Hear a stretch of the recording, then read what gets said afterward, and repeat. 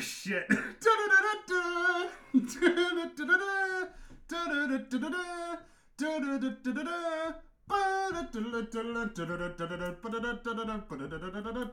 Alright, that's enough. Hello, everyone. Hi.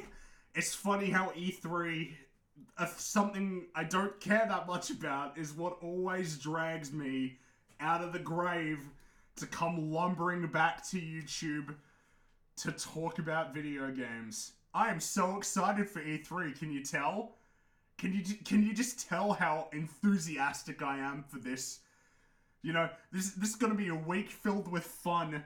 This is gonna be such a fun-filled week. I'm so looking forward to sitting at my computer watching these conferences. You know, I mean, I could be out. I could be doing many other things.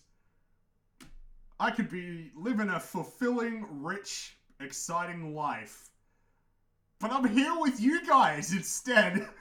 And, you know, that's a perfectly good trade-off for me. Now, oh, by the way, before we get into this, tell me if the audio is not working properly or anything like that. I don't set up my streams properly. I set the time for this like 6 hours ago.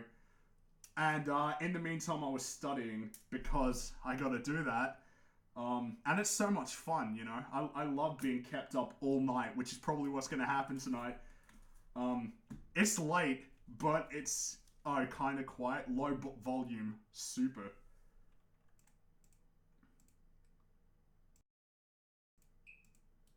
How do I just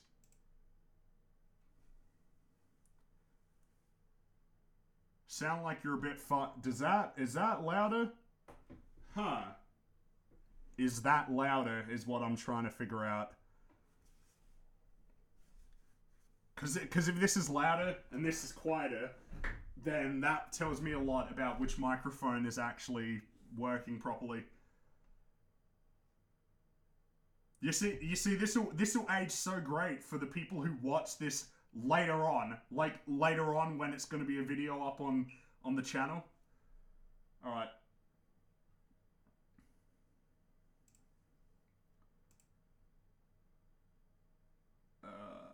I've forgotten how to use this software. By the way, like, this is gonna be... I have a mental note up in my head of the things that we need to talk about for E3. But, yeah, we'll get to that.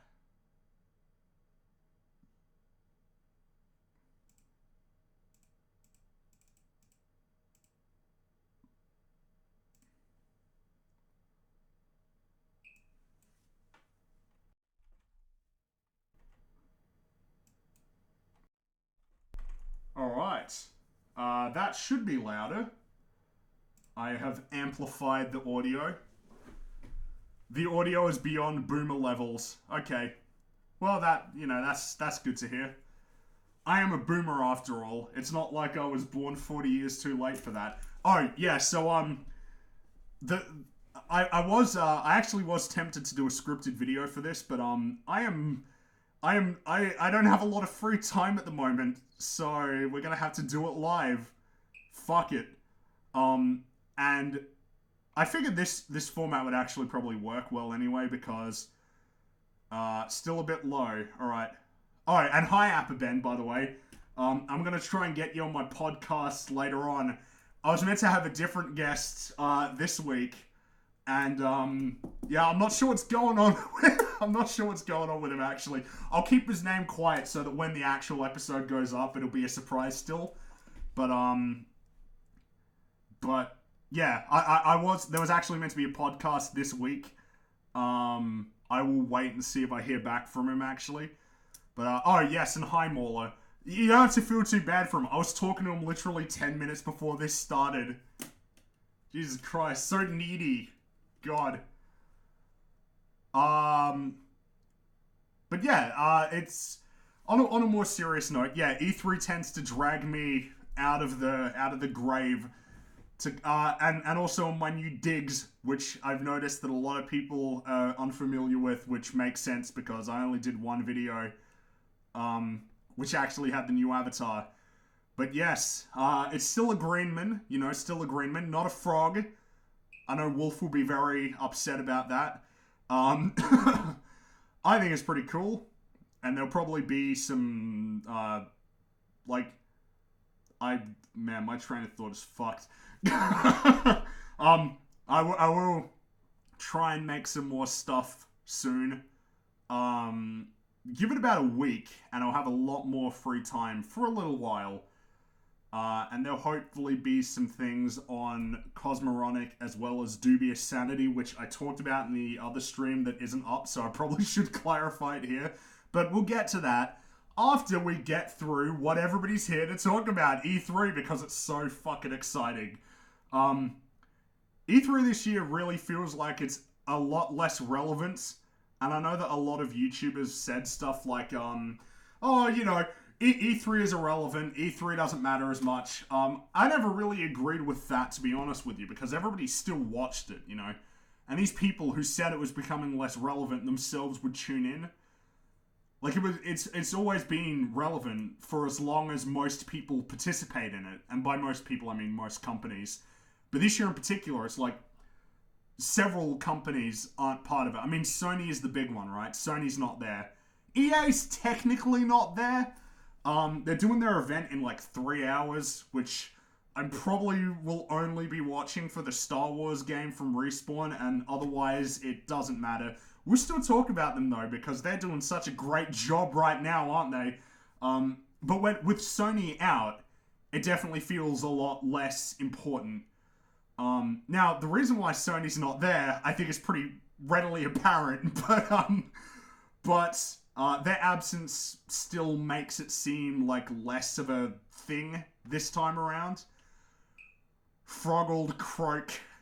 Yes, it's unavoidable at this point.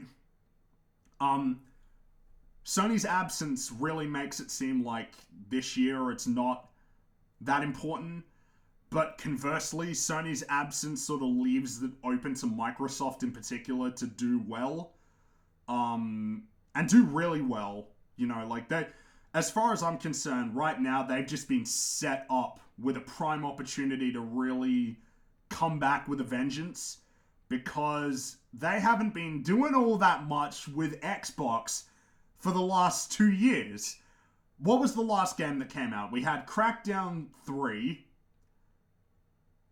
which I have not encountered many people who like that game or even know it exists.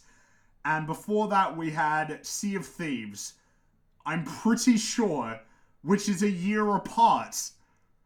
Now, that tells us two things, right? First of all, it's like, what are you... what's going... But the second more important thing is, it means that they've got stuff surely coming at this point. But, I'm getting a little bit ahead of myself. So, let's take this jacket off because I'm so serious right now. Let's start at the beginning. Let's sort of do a broad overview of sort of my views of E3 this year. The industry feels like it's in a bit of a lull. It feels like there isn't a lot on the horizon anymore. It definitely feels like there's not much left for this year. And the beginning of the year was pretty good in terms of the quality, but the quantity of the output has been... It's not been a lot. Because we had stuff like Resident Evil 2, we had Devil May Cry 5, we've had some smaller games as well. And I'm mainly talking about the games that I like, because Anthem came out. We all know how well that's going for EA and BioWare, who... At this point, I gotta imagine that Death is knocking on the front door, checking his watch, like, for fuck's sake, just hurry up.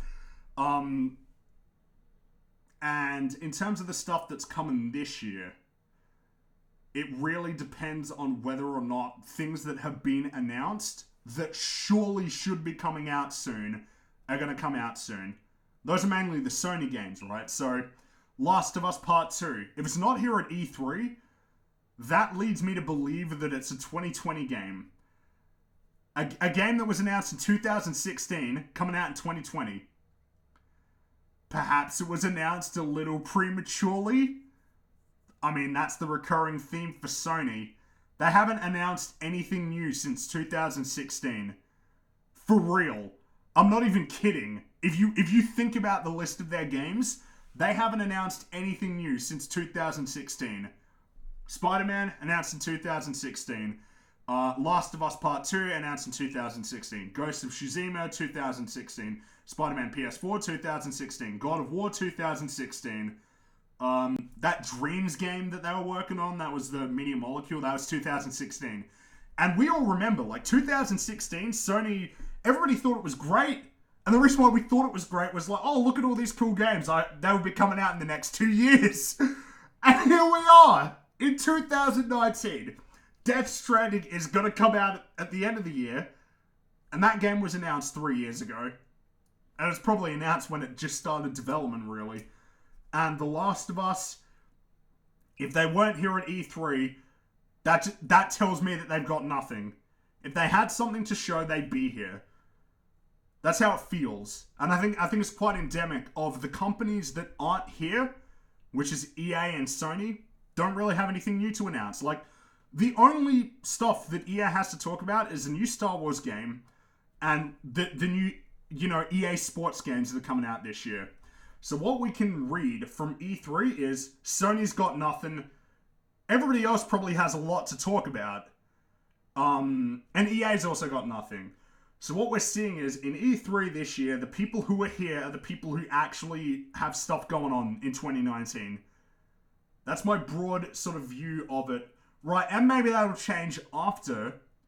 Maybe that'll change after E3 wraps up, but that's how it looks right now to me. And so we can start at the beginning. EA. What can you say about EA at this point? What do they got? They got the new Star Wars game from Respawn. Okay, I'm looking forward to that. I'll look at that. I want to see what that's about. And then I'm going to stop watching the stream because everything after that is just completely uninteresting to me. Battlefield 5. Did you guys remember that Battlefield 5 existed? Because I sure didn't. I mean, it is insane to me how quickly Battlefield just plummeted off of the face of the earth. Battlefield 1, on top of the world, beating out Call of Duty. And now look at him.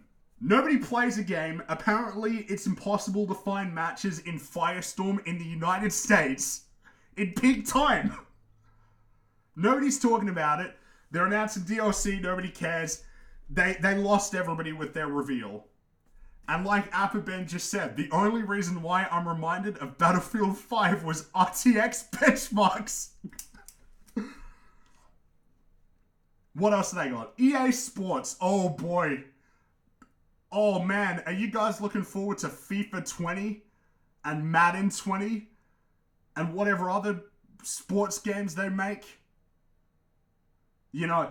If there's one thing that I'm really looking forward to as somebody who, bought FIFA in 2019, it's buying the same game again with very little that is new to incentivize it.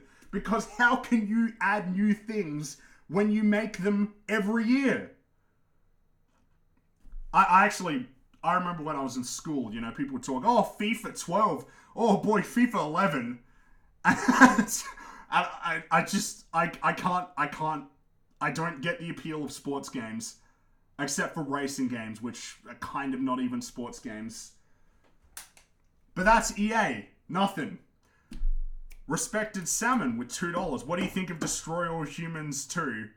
Are you talking about the remake or are you talking about the remake of the original game, or are you talking about the original Destroy All Humans 2? On the remake, I am a very happy camper. Destroy All Humans is honestly probably one of my top 10 games of all time. As a favorite. I know it's got problems, but it's super nostalgic for me. I'm very happy about that remake.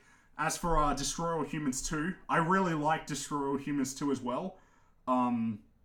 It's been a while since I played 2, because I think I played 1 a bit more recently, and by recently I mean a few years ago. I prefer the first one. But I do recognize that 2 has a lot of gameplay improvements. But I think that the whole alien invasion in the 50s works better with the sort of what they were going for with that game. But they're both great. And that's funny because people are talking about how THQ's sort of having a resurgence. Interesting that, isn't it? THQ's doing gangbusters, announcing games left and right, and Sony's got nothing. Strange turn of events. Oh yeah, next up, Bethesda. Jesus Christ.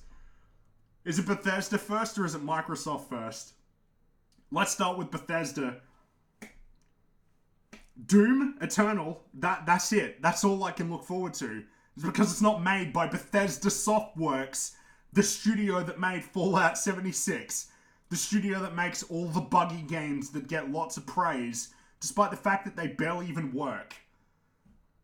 And you know that Todd's gonna come out on stage and be like, I've been told by some of our fans that our Fallout 76 has got some bugs. And it's just like, dude, you know that they're gonna make some snarky joke, and it's like, you guys sold people a game that you knew didn't work. You knew it wasn't gonna work, and you did it anyway for cash.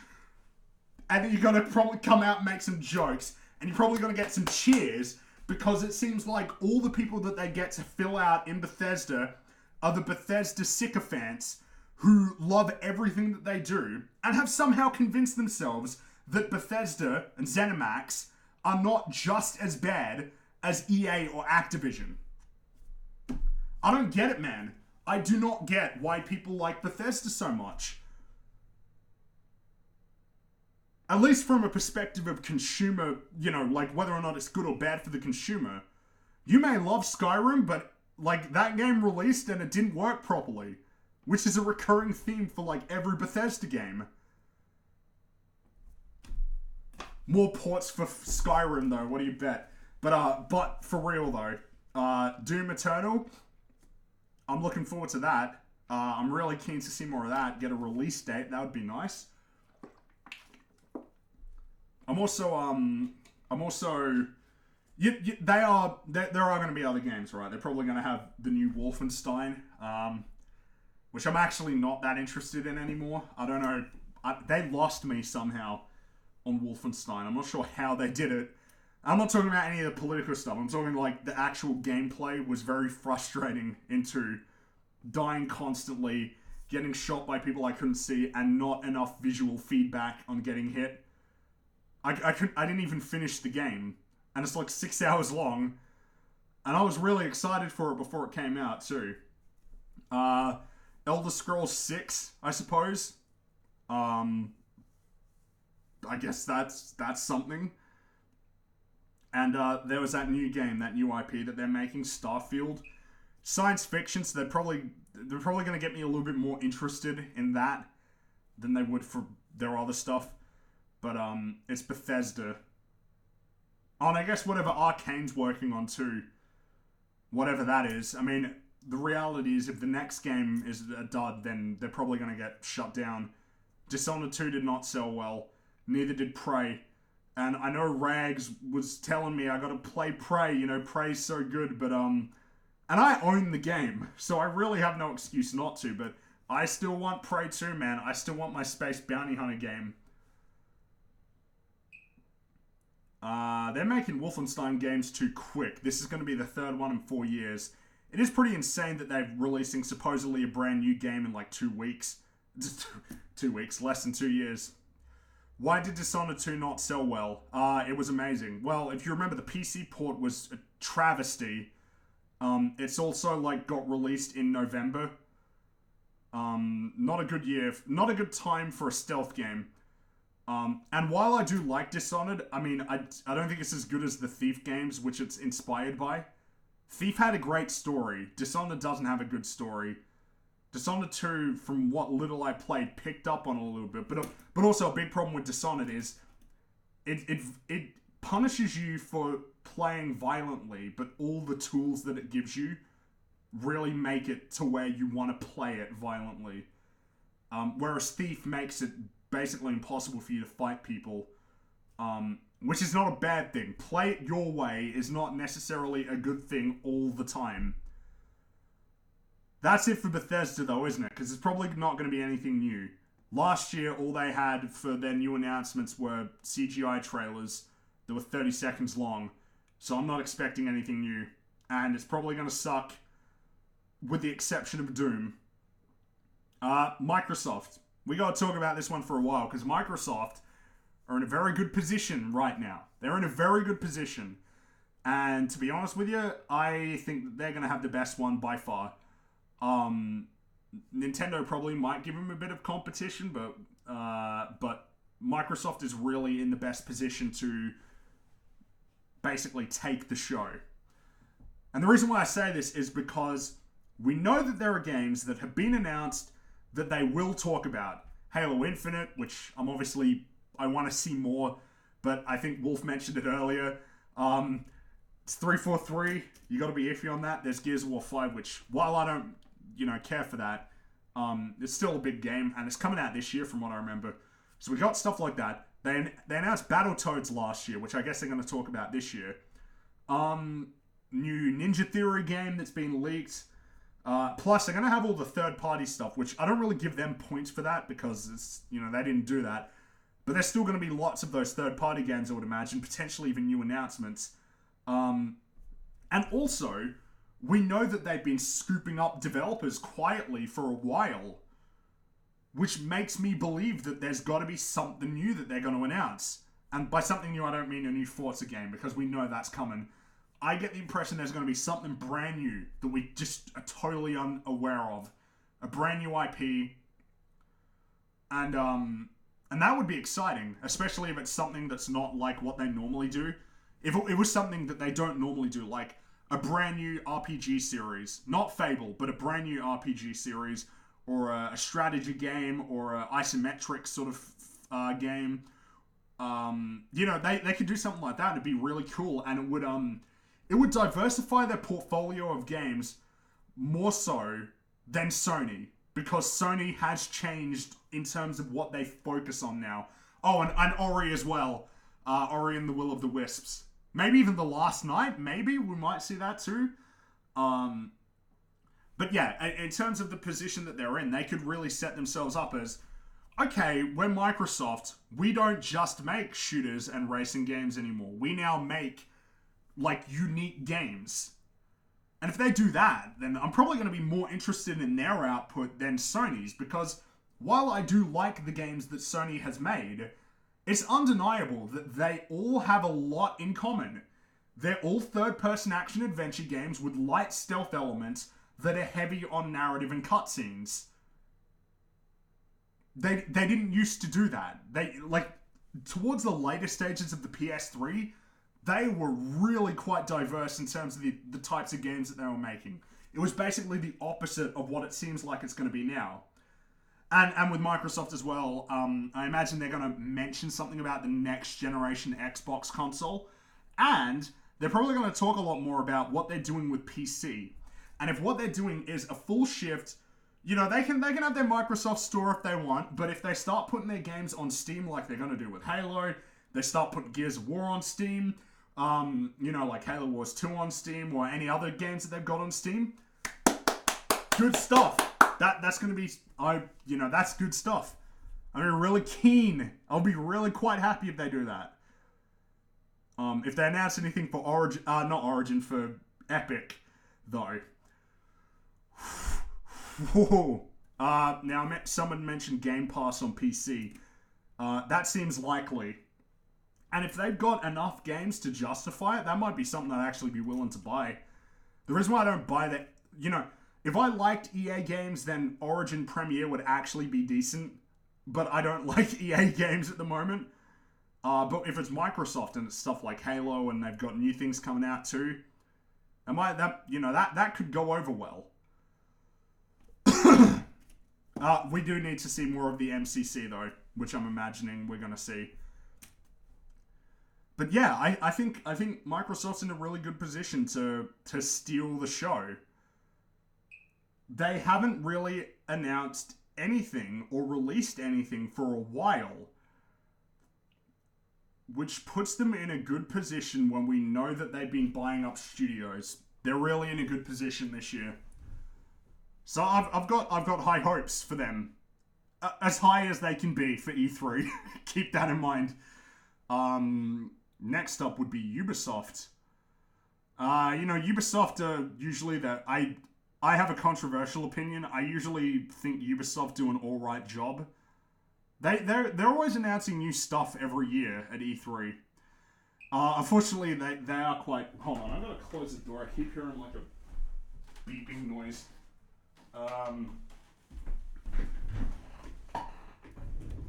So, Frindy, what do you think of Halo MCC coming to PC? Nothing but that's awesome, and I'm going to buy it straight away. There can't be any other thoughts than this is great. Ubisoft, if they announce a new Splinter Cell, that would be really cool, but it seems like that's a bit iffy. Because apparently there's rumors that they're going to announce a new Rainbow Six, which is really surprising. I thought they were just going to keep going with Siege. Though apparently it might be, more like a co-op sort of game, so it might be a separate experience.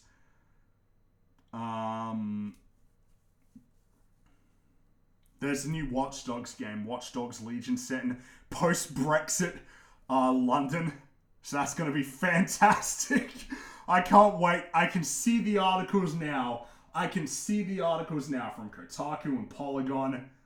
I can see that shit from a mile away. You know what would be really cool though? A third Rayman game, like a sequel to Rayman Legends. That would be great. That would be awesome. I don't think they're gonna, which is a shame. I really hope they do. Like if they come out and say, new Splinter Cell, which is sorely needed, and a new Rayman game, that'd be great. I'd be super happy if they did that.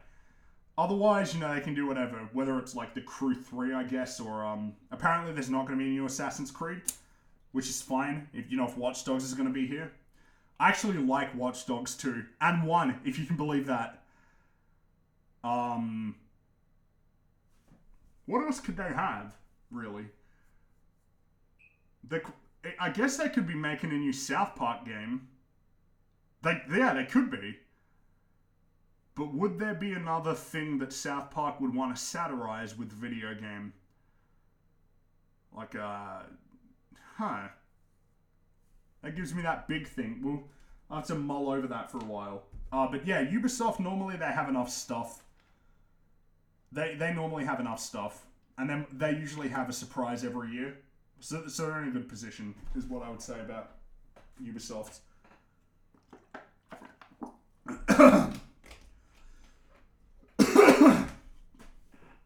Now, Square Enix.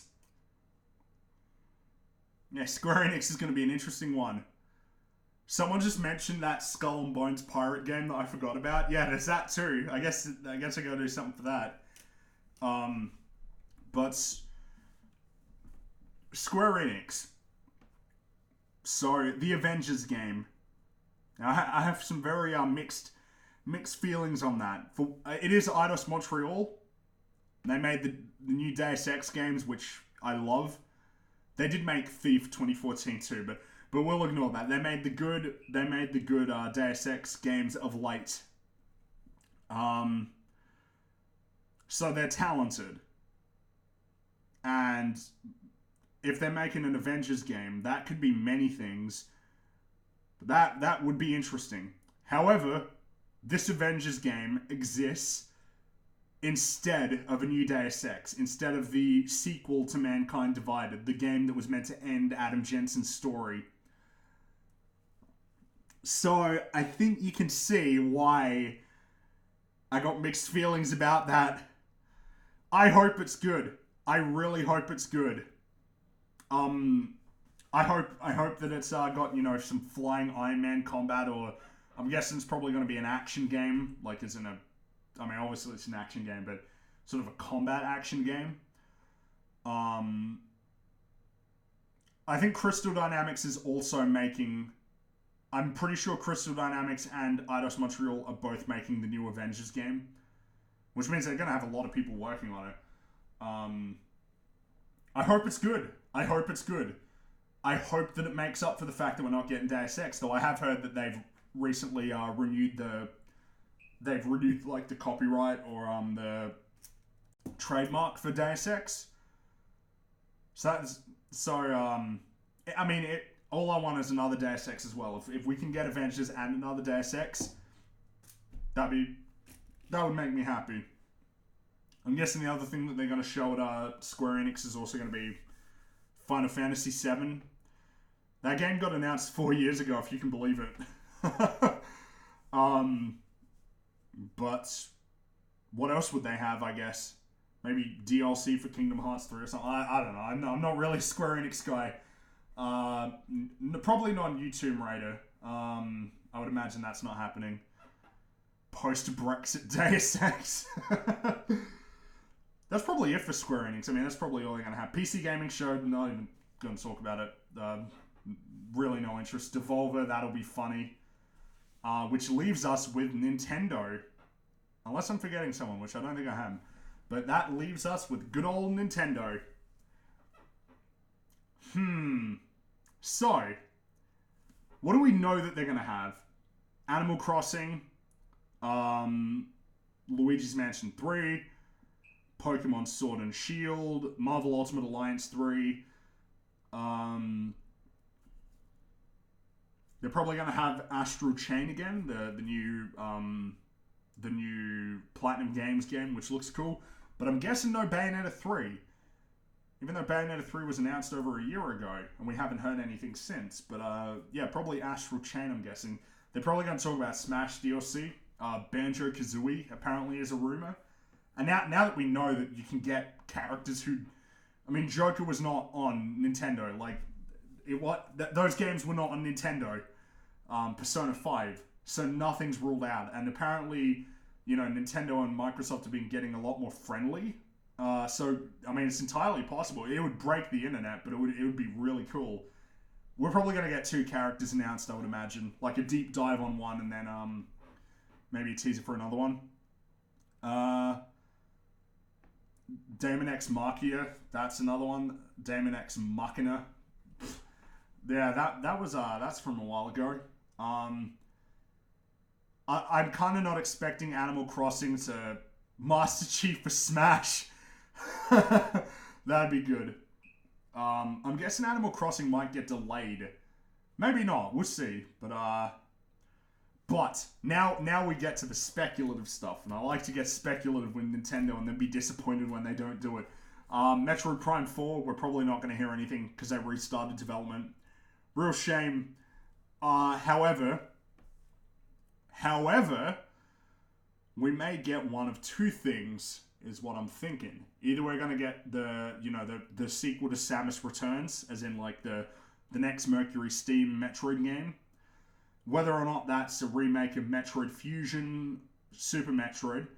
But what I would prefer would be a new game, like Metroid 5. The sequel to Metroid Fusion.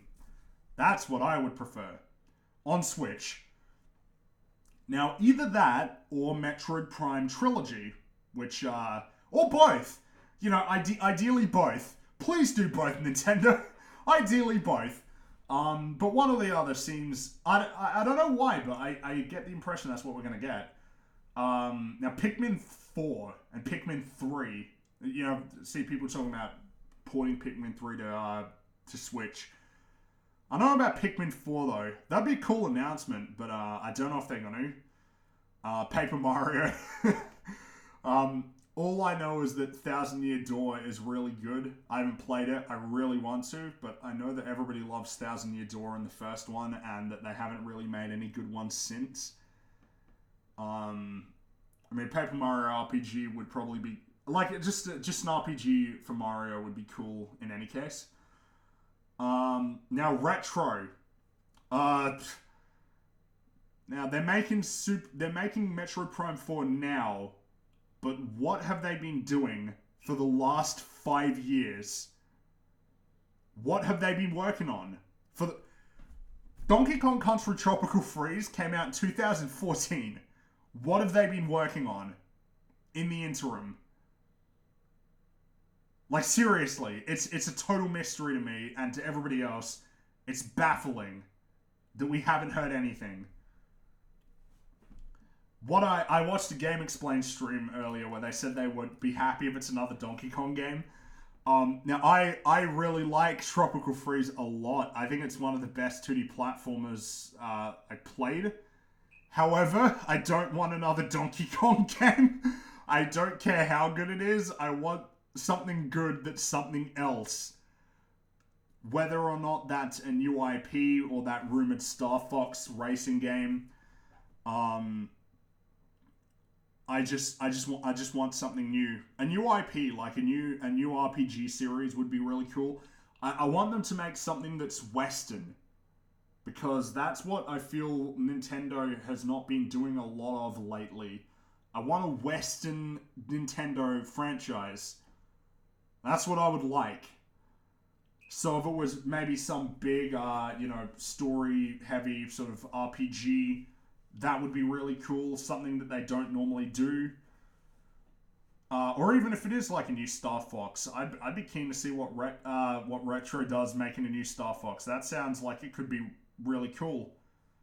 I mean, if it's something like a new Star Fox thing or a new F-Zero, I don't mind as long as it's something new or something that we just haven't seen in a long time. That's what I'm hoping for. Now I've also heard people saying they might announce a new Mario game. Seems too soon for me.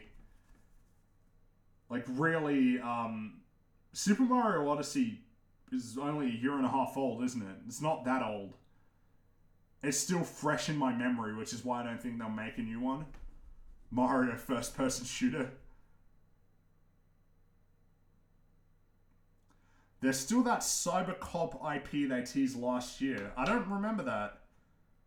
But maybe that's something. That'd be cool. Just something, you know. Like, even if it was a first-person shooter, I think I'd be happy with that.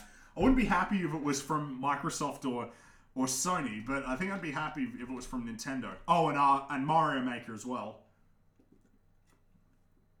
I'm sure they'll talk about Mario Maker.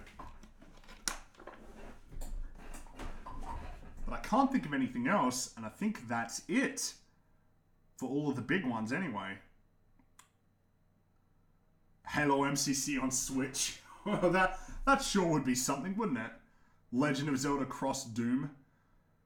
Did you forget Cyberpunk 2077 when talking about the Microsoft show? No, I was trying to focus more on Microsoft games. More so, I mean, I'm sure Cyberpunk will be there, but I was trying to narrow in more, because I don't think you can give praise to Microsoft or Sony for talking about third-party games, because they're not their games. So, but yes, I'm sure Cyberpunk will be there. There'll probably be some other third-party games as well. I just remembered something. Beyond Good and Evil 2 apparently isn't going to be at E3 this year either, and I'm pretty sure that game was announced 3 years ago. So it's yet another, you blew your load very early for that one, didn't you? Yeah, that was announced a while ago, that one. Because it was announced, it skipped 1 year, then they had a trailer. It's like, why would you announce it so early? Halo MCC on GameCube. How do you feel about Microsoft buying new studios? Is that a good thing or a bad thing in your eyes? It's not great though, is it? I would prefer it if they set up new studios and created new job opportunities for people.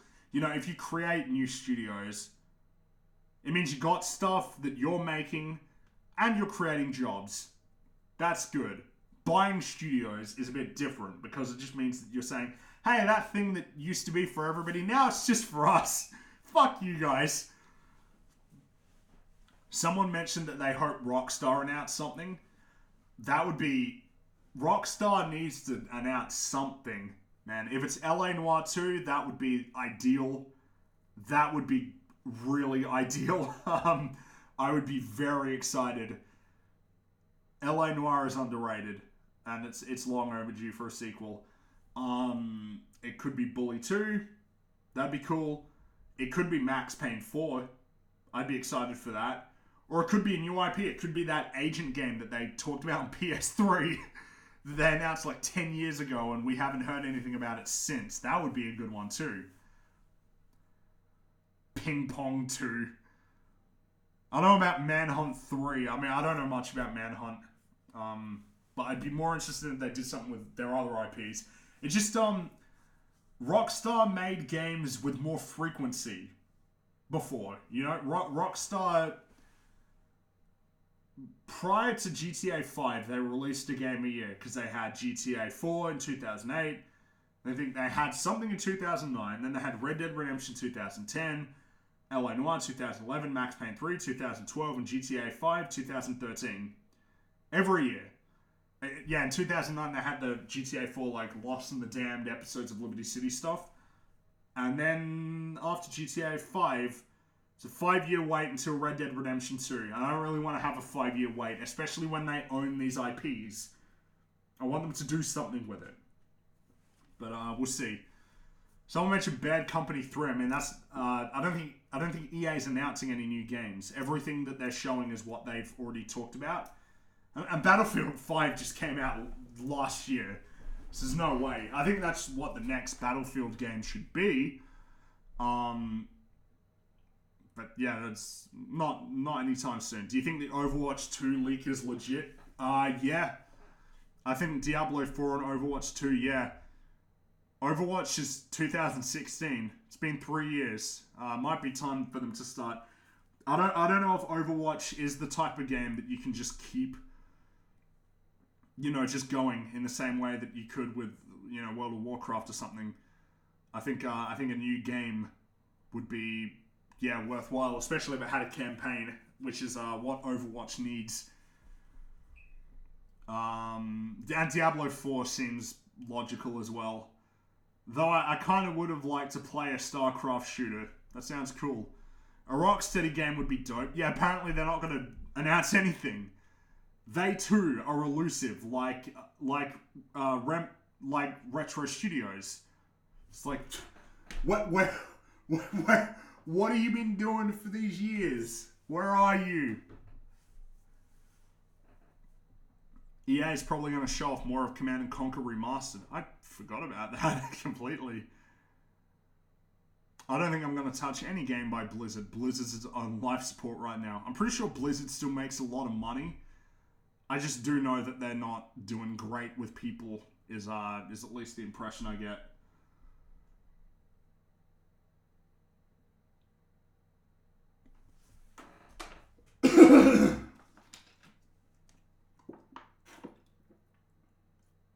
IP-wise, you mean?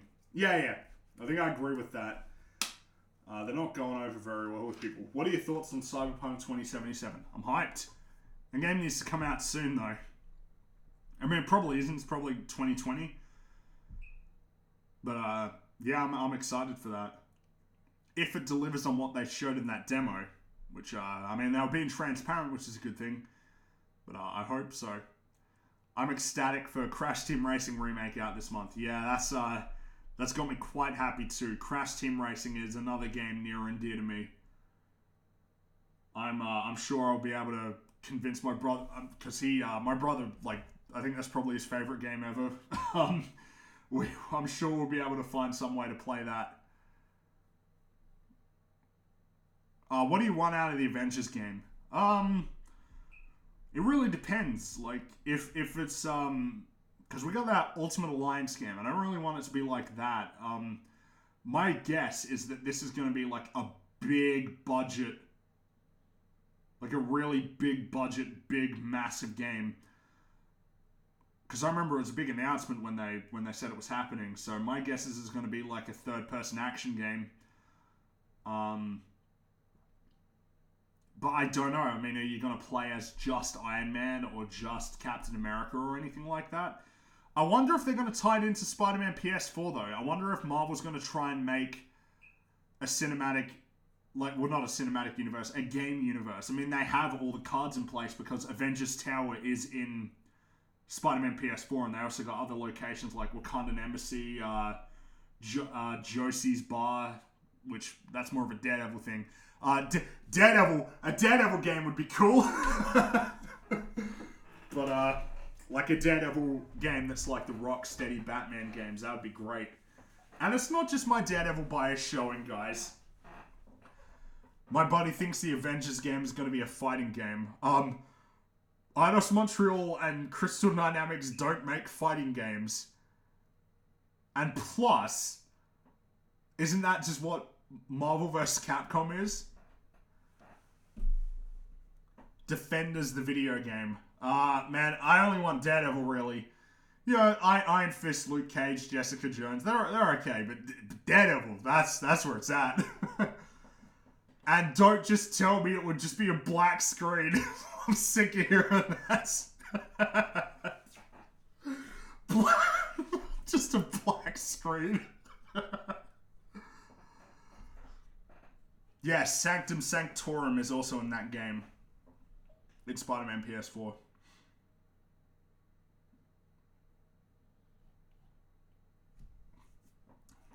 I hope it's not the new Tomb Raider games, but with an Avengers skin. I'm not sure how that would work. Half fighting, half... Now, you say half fighting, half lawyering, and I think you were joking, but that's what I would like. Like, imagine if you had a Daredevil game where you structured it, you broke it up. So you had it broken up into chapters. So maybe what you've got is, you start off, you have a case. So they introduce you to the case in the day. Then later that night, you go out into the open world and you start doing investigations to sort of amass clues, interrogate targets, and you know, basically try and piece things together. Then the next day, you come into it to the next day, you're in court and you have to do a trial sequence, like Phoenix Wright, but less scripted, so a little bit more like dynamic. You come back, you have to do your case, present your arguments, win or lose.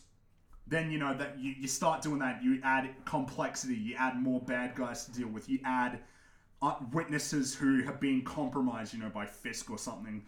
Or you have to deal with maybe like trying to interrogate Bullseye as he's on the stand without giving away that you're Daredevil. That would be really cool. That, like, to me, that sounds so great. Stop coming up with good video game ideas, Fringy, making me want a Daredevil game. Yeah, I want people to want a Daredevil game, so it happens. Or you can just pay me to make it. All I need to do is just learn how to code. It's funny, there are a lot of game ideas that I have, and it's just like, man, I just need to learn how to code. How long is that going to take me? X, doubt but blind. You just got Fisk says, like, you know, Matthew Murdock's like, did you go anywhere last night, Fisk? Did you see any acquaintances? Did you visit the bar? And he's just like, no, I stayed at home with Vanessa. And he starts looking around, like, darted eyes. And you can like have Matt Murdock when he lies, he just starts shouting like Cole does, smacks him over the face with his with his stick. It's like, cut the bullshit, Fisk. You know, like just totally overreaction. That's my favorite thing in LA Noir is just the overreactions that he has when you pick the wrong one. You just accuse someone of lying when they're obviously telling the truth. I would want the combat to be more than Batman Arkham. Yeah, I would too. Batman Arkham is... you could not make a Batman Arkham game now and get away with it, I don't think. Especially after Devil May Cry 5. It's just not on the same level. Devil May Cry 5 DLC, maybe. That'd be cool. Like, we find out what Nero's been up to in the aftermath.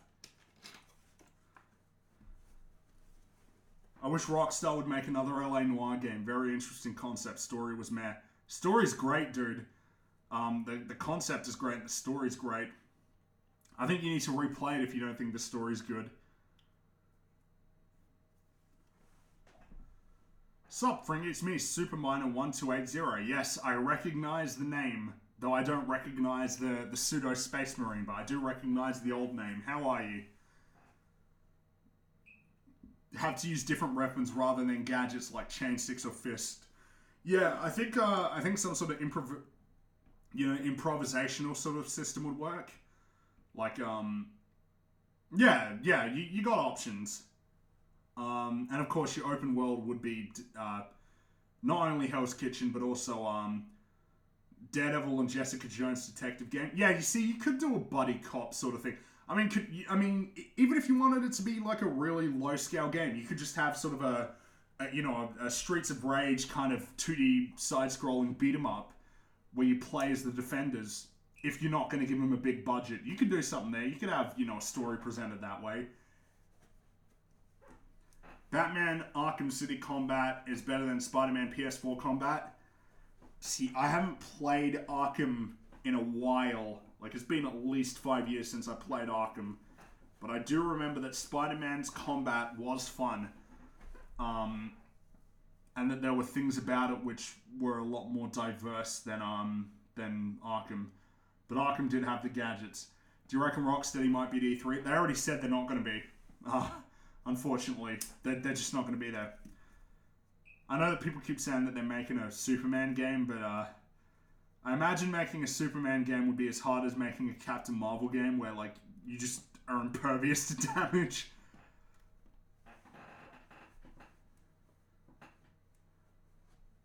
Should they remake a Green Arrow game with Batman Arkham Combat? I don't really need a Green Arrow game, you know what I mean? Like, I feel like there are other DC superheroes that you can make games for. You can make a Wonder Woman action game. That might be fun.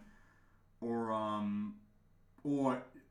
Nightwing's too similar to Batman Arkham. Deathstroke?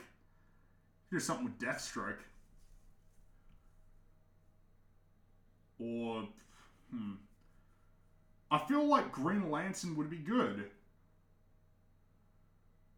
Green Lantern, you could do something really creative with that.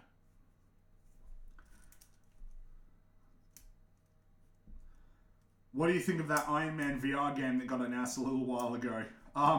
Well, when I first saw it, I'm like, wait, holy shit, you're making an Iron Man game, and then it's like VR. And now I don't care. Red Hood game. You see, now because I really like Red Hood, I would be in for that, but it's probably too similar to Arkham to do that.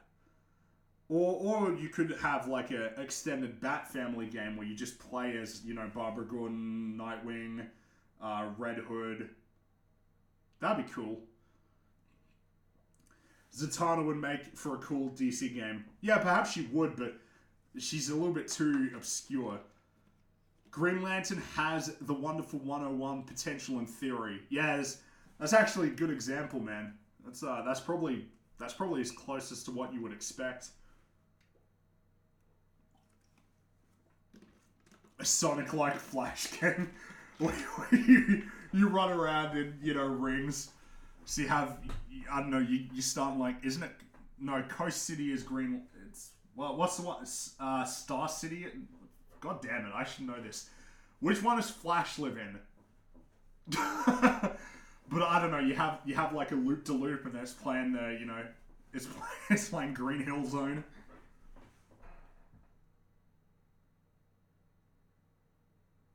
And you gotta call it, I don't know, always too late. The Flash, always too late, because that's what every speedster story is.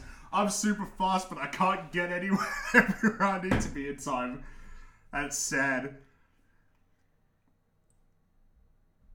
Oh, now that you've reminded me. So that Sonic movie, huh?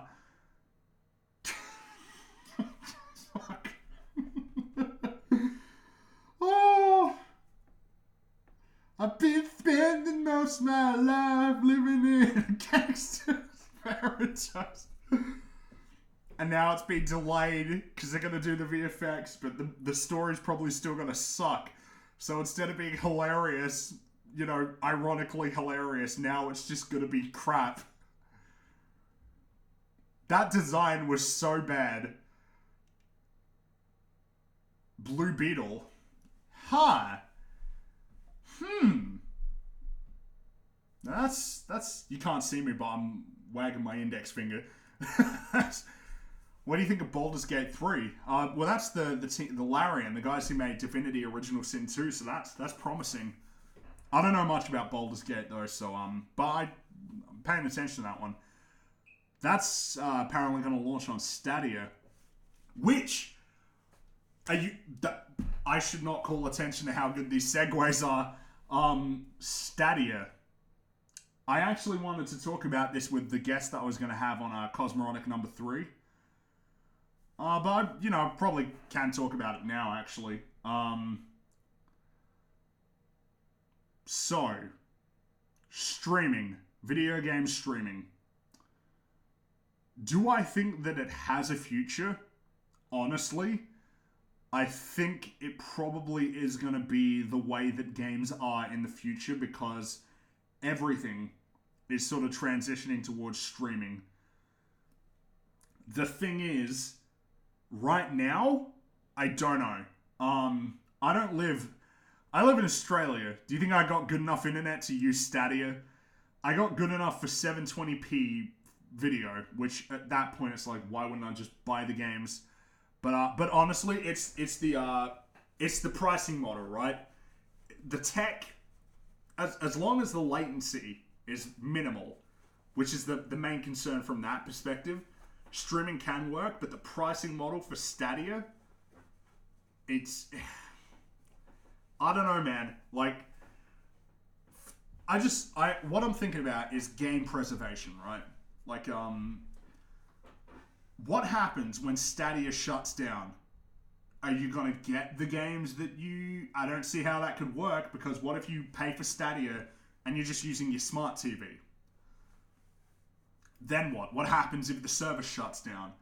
But also, more to the point, if I have to pay to use Stadia and then buy the games, like I have to buy the games for the service, what's the fucking point? Why the fuck wouldn't I just get it on my computer? The only reason that I, as somebody who owns all the consoles and who owns a $2,000 PC, the only way that you're gonna get me to get it would be if you charge me $10 per month for access to all games, or like $20 per month. Maybe $20 per month is more fair. I mean, if Netflix is $10 a month, then a video game streaming service $20 a month. I could do that. But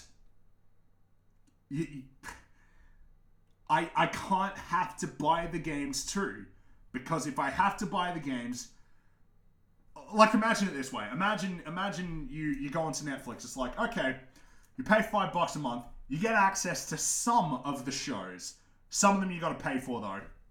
It's like, at that point, Netflix is no longer viable. What makes Netflix any better than on-demand?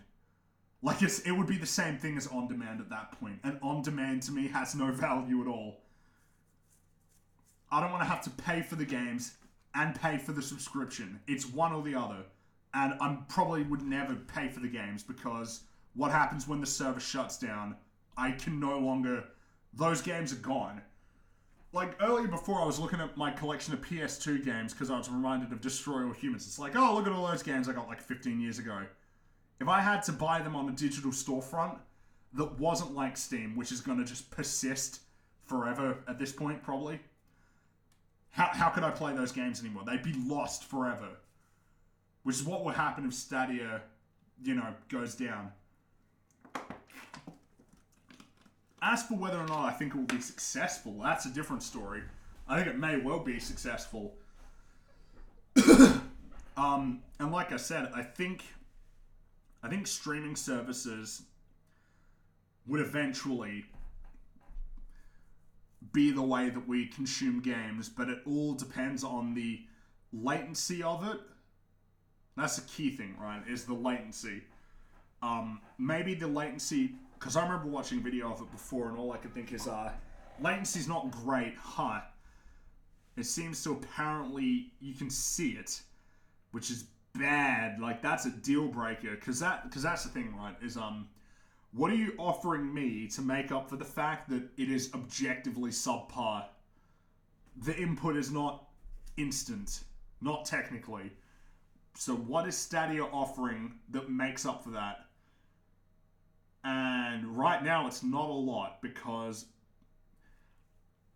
I can't see wanting to use Stadia anywhere that isn't at home. Like, because I said you can stream to your phone. It's like, Do you think I'm gonna play Assassin's Creed Odyssey on my S9? Are you kidding me? Like, so it'd only be at home, and if it's at home, what reason do I have to do that? Then just buy a computer or buy a PC. And you know, if you already own a computer, right, and you want to set it up on your TV, or you're like, well, I got my computer, I need it on my desk, but I want to play games on my TV. All you need to do is get like a $100 PC, you know, a really cheap ass PC, hook it up to that, then do, you know, Steam streaming stuff through your house onto that computer screen. I'm pretty sure the latency would be a lot lower. I'm definitely gonna try. I'm defiantly. Sorry, I should read it the way it's written. I'm defiantly going to try Stadia. Sorry, I'm not part of the hive mind. Man, I wouldn't suggest that it. Do you think that the arguments I've just presented are irrational and born of a hive mind? These are not. Like, this is just. These are legit concerns that you should have. If you buy a game on Stadia, what happens if the server shuts down? How are you going to get that game? What happens if your internet cuts out while you're playing and it doesn't come back? You're just stuffed. What happens if the latency is really bad? Like, if you want to try it, that's fine. I mean, try it, sure thing. But I don't think there's anything particularly closed-minded about going, what happens 10 years from now, or 5 years from now even, and you decide, yeah, it's not working for us, it's costly, we're not making enough money, pull the plug. What happens if Netflix shuts down? If Netflix shuts down, I don't lose anything. I didn't buy any shows. I didn't buy anything.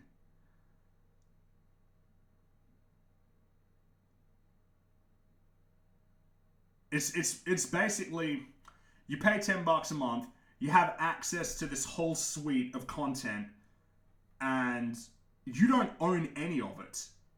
You're paying for the service so that you can watch it at your convenience. See, the thing about Steam is, if they shut down, I have all those games downloaded to my computer. And if they were going to shut down, they'd probably say, we're shutting down in a year. You need to download all these games. And they'll probably have some sort of patch or something that will make it that you can play them offline. It might be an issue for the older games, but I imagine, like, you can play offline. You know what I mean? You got that option. If Steam shuts down, I'm still going to be able to get my games. I won't be able to play them online anymore, but I'll still be able to own them. Like, that's how I imagine it would work. If Stadia shuts down, you can't download the game because it's streaming. It's not the same. If Stadia services are out, their controller better be good, assuming you bought one. Oh, yeah, right. I think the controller actually costs $70 on its own.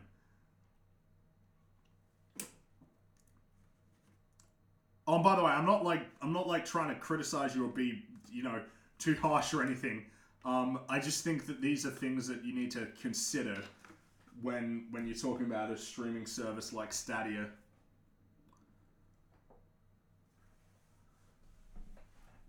You can't even select the version of the game. You're likely to subject to all updates. Well, of course you do, because it's not your game technically. Even when you buy it, it's not technically yours because you don't have it physically. Not just physically in the sense of you don't have the media. I mean, you don't have something you can download, I would imagine.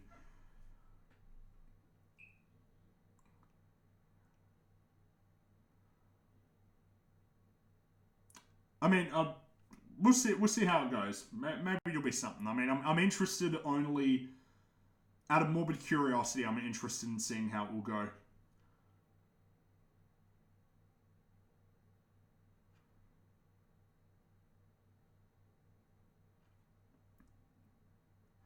I'd rather use the Epic Store than Stadia personally. And that I was about to say, and that's saying something. Jeez.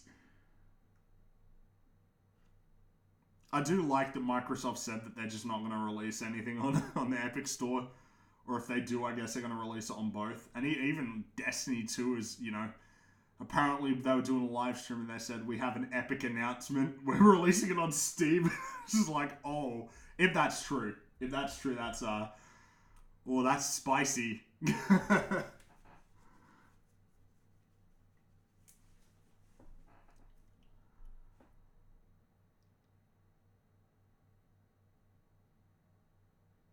I will be back in 1 minute. This will be my brief break to fill up my water bottle. I will be back in a moment. Flood your questions in, and I'll try and answer them.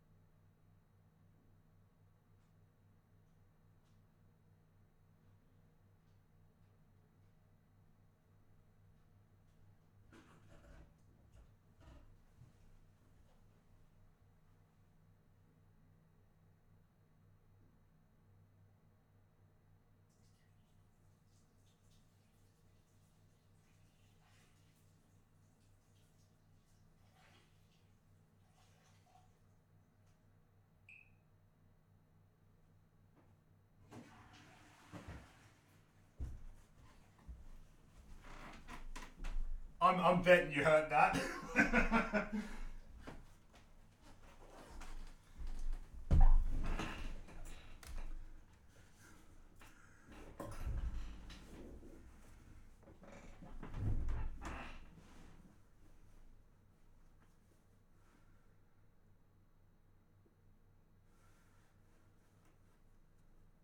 Remember when Fringy spent money on Destiny 2? Yeah, that was for a review. Oh boy. Epic Store is good for competition. No, it isn't. I literally cannot buy the Epic exclusives anywhere but on the Epic Store.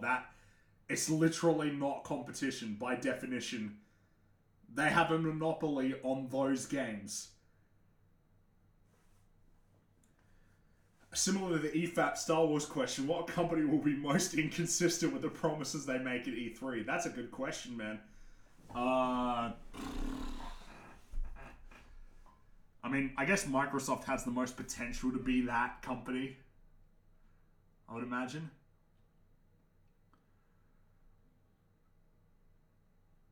How long do you think Stadia will last? At least a year, though I'd imagine it'll last more than that. My best guess would be that they are planning for the future. Like, they have a long-term plan.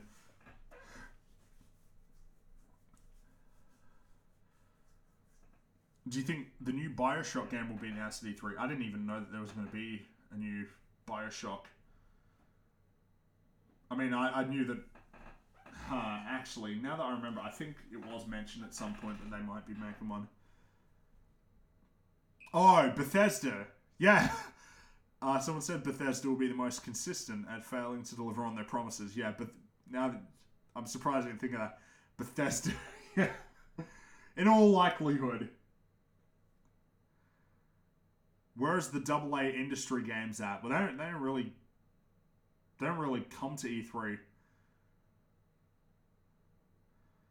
But they are worth looking at, definitely.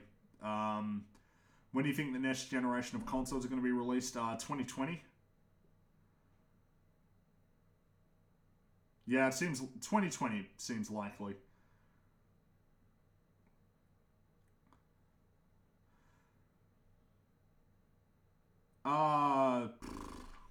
Codename Parkside being made by the same people who made Bioshock 2. That was 2K Marin, if I remember correctly.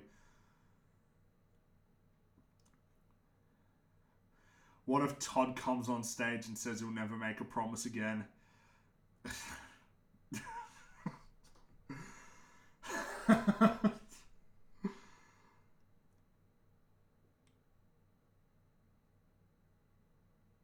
Remember the canvas bags? Apparently, Bethesda still hasn't sent them.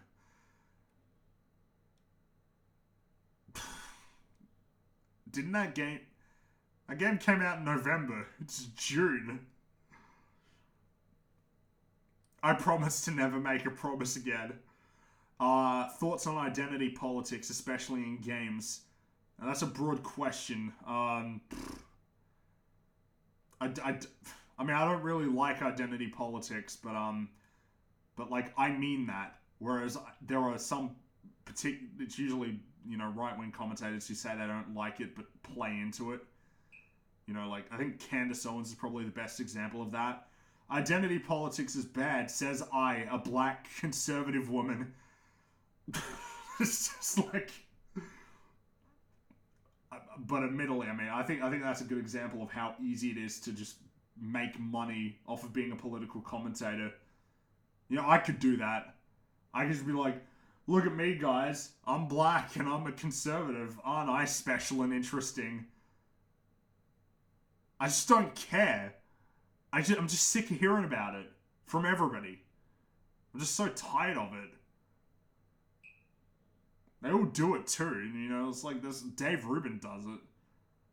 I'm gay and Jewish. Why are you bringing it up? I don't care. It's not important. What you say and what you think is important. Jesus Christ. Wait, you are not green? No, I am. Sorry. Wait. No, I am.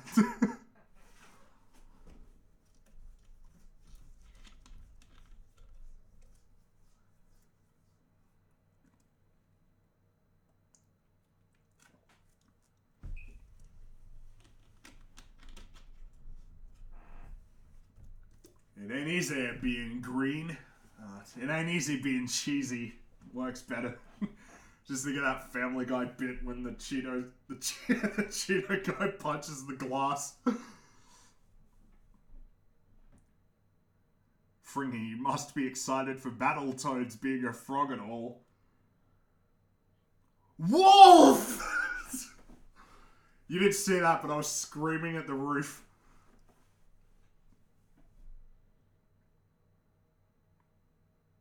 I mean, that's gonna stick forever. That's never going away. Oh, now I'm probably gonna wrap this up in 15 minutes, so this will be the time to get your questions in, and then I'll briefly discuss something else. The reason why I'm wrapping up is because I'm like staring at my notebook right now. I am doing work. I decided to cut into it to do this stream because I am so nice, and there'll probably be a Microsoft stream. Bethesda, maybe. Yeah, I'm not sure about that. I think they're on Monday. Well, Monday for me, Sunday for you guys. Microsoft's is going to be a fun one because I'd have to haul my ass out of bed at like 5 a.m. for that. The things I do. The things I do to create content. E3 always drags me out for this. No EA stream. EA's doing like a 3-hour thing? No way. I don't even care, man. Like EA's just...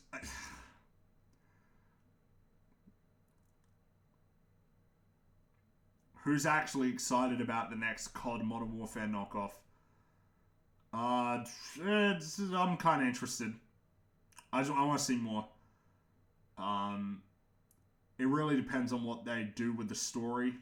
They're saying that they're going to be gutsy. They need to prove it.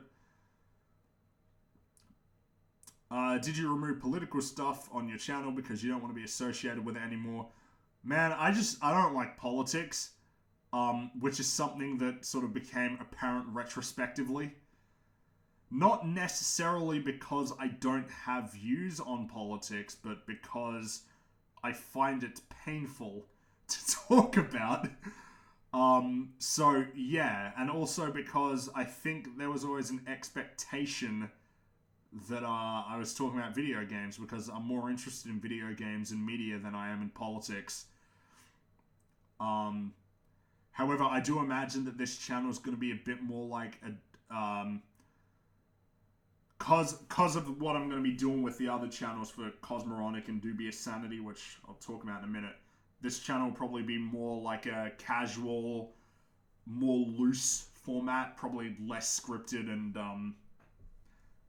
probably more broad, though I imagine it will still just be focused on video games and movies just because that's what I'm interested in. Yeah, that's basically it. Already shared your thoughts on deplatforming, like what happened to Top Hats? No, I actually didn't. I think someone mentioned it before and I accidentally glossed over it. Yeah, I think Top Hats got banned from YouTube. I want to talk to talk to him about it at some point. Because there's a topic there more so than anything else. I mean, I don't like deplatforming when like the terms are so vague. That's the main problem with YouTube is it's way too vague. The rules are way too vague. As we're seeing now with this whole crowd of Vox thing, which is so many bad takes on that, man. I've seen bad takes left and right. Are we even going to see ignorant game reviews or good for you awards? I mean, ignorant game reviews might be fun because that'd be a bit more satirical, and I think I've learned a bit more about presenting that. Maybe good for you awards. That was a bit of work actually when I did that because I tried to do one a day.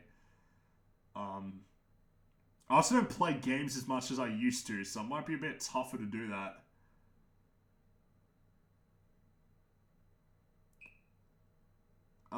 No more stupid console peasant quotes or anything like that. Well, remember that wasn't mine. That was Top Hats did that one. But what's there even to talk about? I mean, they're wrong. Like, because that's all you can do when you look at the older videos. It's like they're just wrong, very clearly. Like these are crap arguments that they have. They're not compelling.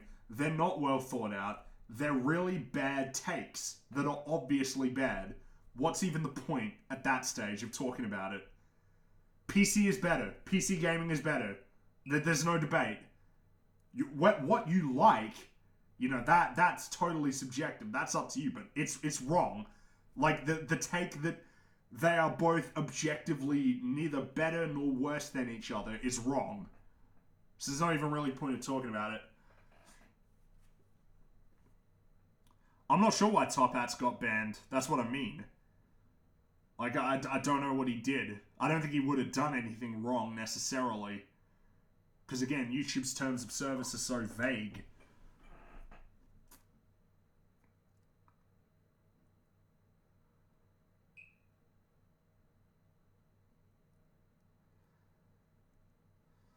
I mean, in terms of the Steven Crowder thing, it was, I've watched the montage, and the main takeaway is these are pretty shit jokes. Like, they just suck.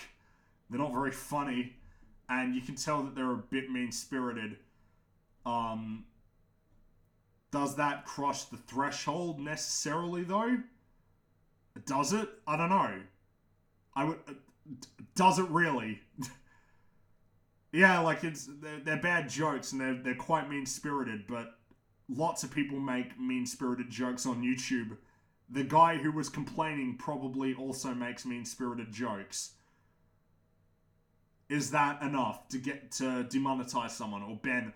Because that's what I mean. The guy wasn't happy that they demonetized him. I think he wants them banned. And the thing is, that if Steven Crowder got banned, his next response would be, oh, well, that's just one YouTube. Don't go pat yourself on the back. That's just one. So what's even the point at that stage? You're never going to please this person, I would imagine. And remember, this is coming from someone who doesn't really enjoy Steven Crowder's videos. I think the comedy is hit or miss. Mostly miss.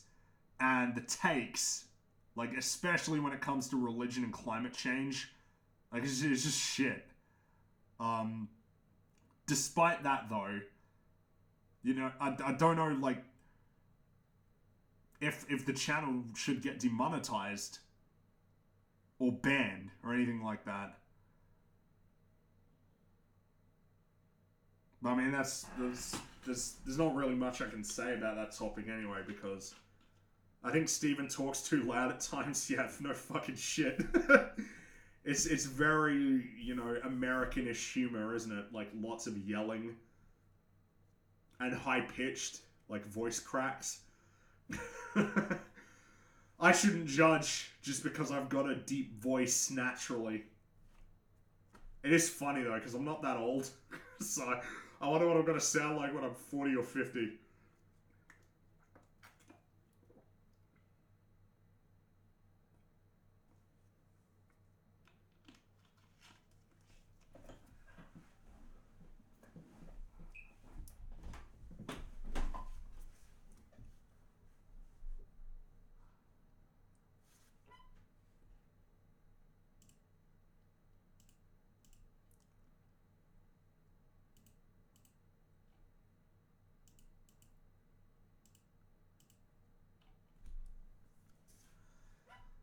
Don't call him Americanish humor, that offends me.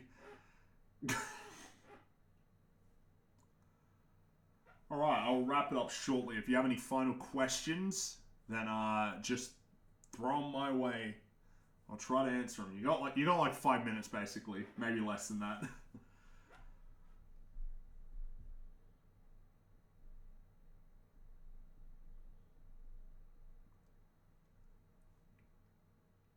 But this is what I mean. I don't even really want to talk about the politics stuff. I just find it painful. Like I really have no interest in discussing it much by comparison to video games.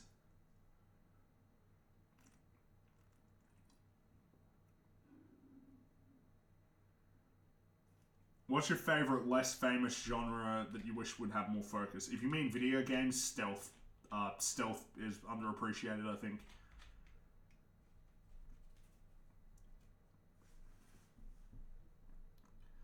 Like, there really aren't many stealth games anymore.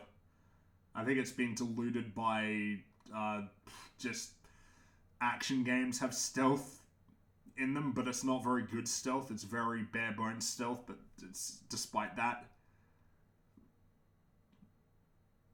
A Thief 4 would be splendid. Yeah, a proper Thief 4, like a sequel to Thief Deadly Shadows. That'd be good.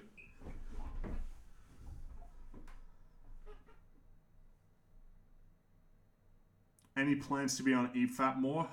That's up to the EFAP guys. That's it's not my podcast, it's our podcast. As for plans to, I mean, I'll obviously basically pretty much go on whenever I can and I'm asked to.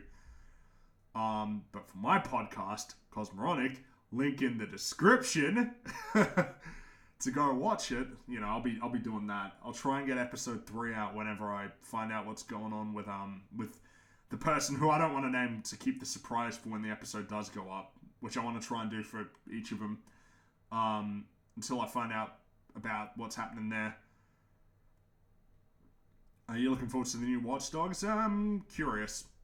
I enjoyed Watch Dogs too, so we'll see. Every frigging pause. I'm pretty sure I am still like ranked number 1 in terms of guest appearances on EFAP. I think it's a close race between me and Jay. He's probably gonna beat me there because I think he's more available for him than I am. But still, you know, second isn't too bad, right? Like many people, my introduction to stealth was Assassin's Creed 1 and 2. Yeah, this is what I mean. It's like Assassin's Creed 1 was probably a lot more of a stealth game than 2. I love both games, but yeah. I think for proper stealth you need to go back further, like Splinter Cell and Thief and Deus Ex. What are your future plans for your channel? I just stumbled on your channel now again. I used to watch you a long time ago, but for some reason YouTube unsubscribed me. I haven't figured that out yet. I've got more plans for Dubious Sanity and Cosmoronic more so than this channel, but I want to keep this channel around. What can I say? I'm attached to it. I've been on this channel's 6 years old, at least in terms of active use. I've been using YouTube for a lot longer, and I think I had tried to make videos before, which fortunately have been lost to the ether forever. Back when I was probably like 12 or 13. Yeah, 6 years. Yeah.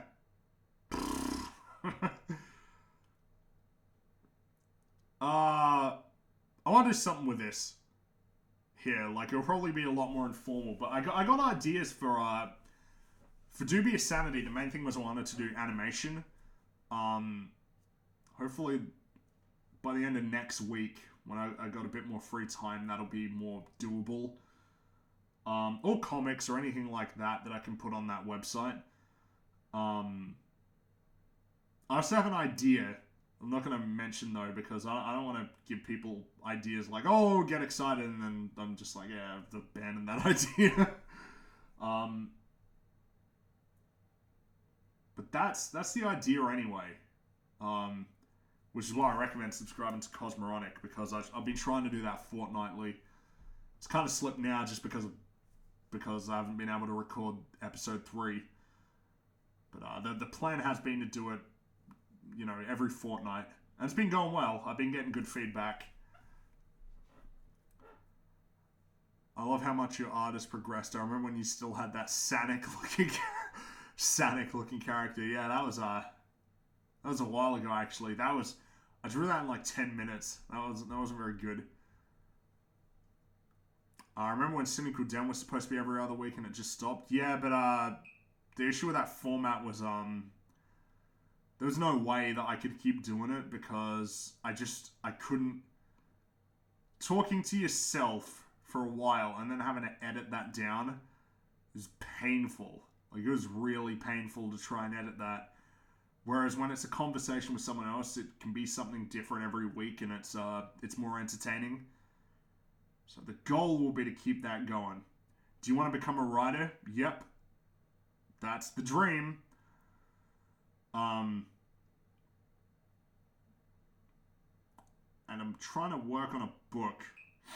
I had another one I was working on, and I hit a brick wall. And even though this idea is really interesting to me, I still keep hitting a brick wall. I don't know what's happened. I used to be able to work a lot more consistently. Now I think I'm too self-aware. So it's like, this sucks. This is shit. I need to stop working on it. But you just gotta push through it, I think. Just like, yeah, you gotta think it sucks. I think lots of things suck that I make. That's just how I am. You're going to keep the E3 streams public? The E3 streams can't stay public because they get claimed. So, because there's trailer footage and stuff, so no, probably not. I'll keep this one up, but yeah, the other ones, no, there's no way. They'll get flagged by the copyright system. No matter what the audio balance is or if I talk over it. Worried you were going to lose subscribers so you didn't write cringe. The thing is, the stuff I wrote was fine, in retrospect. Or at least I can look at it and go, yeah, that's pretty good. All things considered. It's just tough. Like, it's just, yeah. It's just tough. And I also kind of a bit scatterbrained with ideas. I'm like, oh, that'd be cool. Oh, that'd be cool. And then I get nothing done. I need to focus in more. That's what I'll try to do anyway. I like the idea that I'm working on right now. There's something there. There's something to all the ideas, really. That's the reason why I'm interested in them. I don't think any idea is fundamentally broken. I think I'm past that point. You know, like when you're a kid and you just come up with these ideas and you think they're great and you start working. I was like, this won't work at all. I think at this point I've reached a point where I'm like, no, I can make something out of that. And they're quite varied.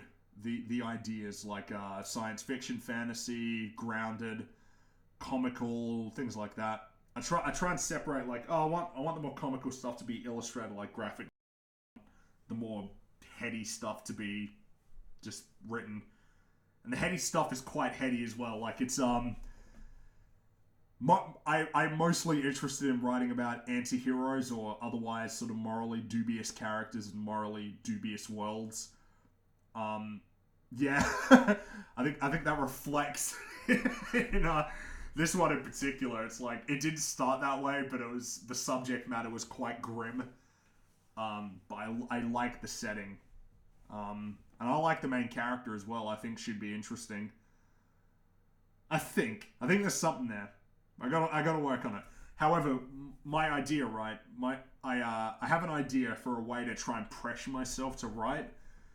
The idea is to make a video series, probably on the Dubious Sanity channel, but I'd like to do it after I at least get one cartoon done, just so that I can set the tone like that there are going to be cartoons on this channel, of one short story a week, or one short story every fortnight, and document that in a video. Like document that in a video, like the process. So imagine, it's like, okay, I'm gonna start this story, this short story, and then, it's just me rambling to the microphone about the high concepts, cutting it down, trying to make it funny with maybe little doodles and things like that, and then having the story evolve, and that way it puts a pressure on me to do it. Because once it gets regimented, I think I get a little bit better at getting things done. But that, like I said, I'll probably come to that at a later point after I actually make a cartoon. I was going to make this big video that I had a script and everything. That's a good script too, so maybe I'll keep working on it. But in any case, yeah, that's probably it then. Actually, I think. Sorry, I'm just looking at the stream. It says it's live and it's healthy, but it's no. All right, it's fine. Yeah, that'll do it for me though. Thanks everybody for coming around. That was fun. That was a good discussion. We had a decent amount of people, which tells me I need to set the time ahead of time to do these, which I'll try and do for the Microsoft one once I figure it out. But yeah, that'll do it for me. Thank you for coming by, everyone. That was fun. I guess you'll see me again in like a day or two when we come around to Microsoft and Bethesda. Time permitting. But in any case, thank you for dropping by. Thanks for having a chat. I'll catch you next time.